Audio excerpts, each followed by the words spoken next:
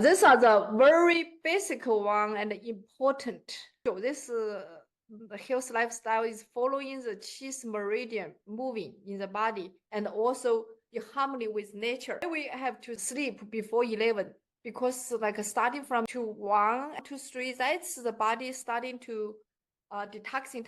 So that's from the the gallbladder, liver detoxing time. Also when you sleep, lie down, only when you lie down, then your blood can go back to the liver and refresh. So you can detoxing. After that, your body, the toxin is cannot get rid of and will stay inside of your body. Then the accumulate inside the body, create more problems. So that's it's better like sleep earlier, like 9, 10, but at least sleep before 11. That's for health. And also get up 5, 7 o'clock. Nice, probably the night. If you sleep too late, get up too late. That's we said the kill the yang qi. The yang qi is the one like energy. It's the maintain our body functions. Keep our immunity. So that's kill the yang qi.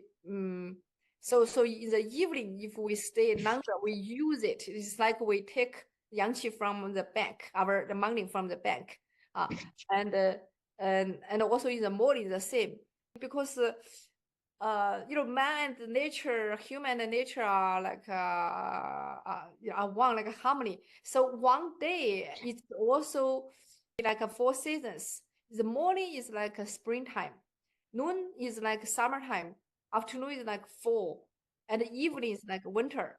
So the yang qi is like we put the plant seed in the springtime, and then during the day, and the plant is gradually grow stronger and stronger. Our yang qi is stronger and stronger, so we can have more energy to do activities. But if we get up late, like a noon time, actually it's like you put the seed in the summertime, the yang qi cannot grow. It's it's like a plant cannot grow in the summer. So that's why when people actually sleep late, get up like noontime, you don't feel energy, you actually feel sleepy. So that's the reason. So get up early, sleep early, and